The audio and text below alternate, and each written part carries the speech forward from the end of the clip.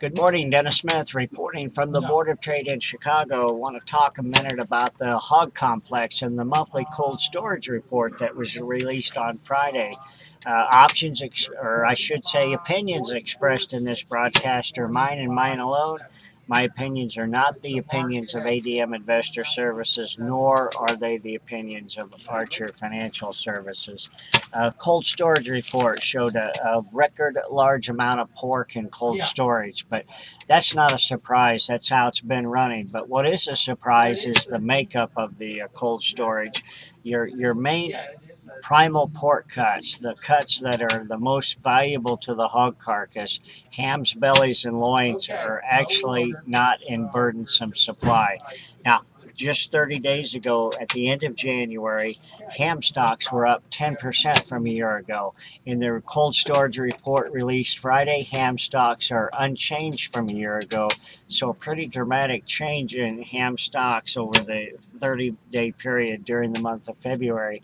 Now, interesting, hog futures declined pretty much every day in February, and the perception was that demand for pork was very poor during that time frame. So this cold storage number in the ham stocks tends to sort of dispute that type of action. Other pork cuts, the bellies down 31% from a year ago. As we look at stocks at the end of February, these are February 28 pork stocks. Loin stocks are down 4% from a year ago. So those are the three main cuts that make up the value of the pork carcass: hams, bellies, and loins. That's about 3/4 of your pork carcass. The other important pork cut is the butts. It's a big exportable item. 30 days ago, at the end of January, butt stocks were up 15% from a year ago. As reported on Friday, pork butt stocks are up just 2% from a year ago. So again, the makeup of these major pork cuts is not nearly as burdensome as what we feel.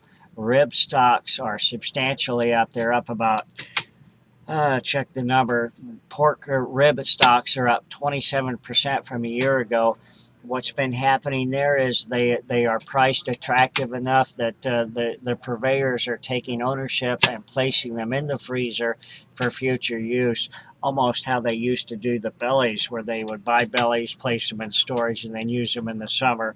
That seems to be the new trend now with the rib cuts. So I don't want to be bearish the hog market based upon the concept that frozen pork stocks are record high levels. I look forward to your comments. Post those. Contact me if there's anything we can do for you. Dennis Smith reporting from the Board of Trade in Chicago.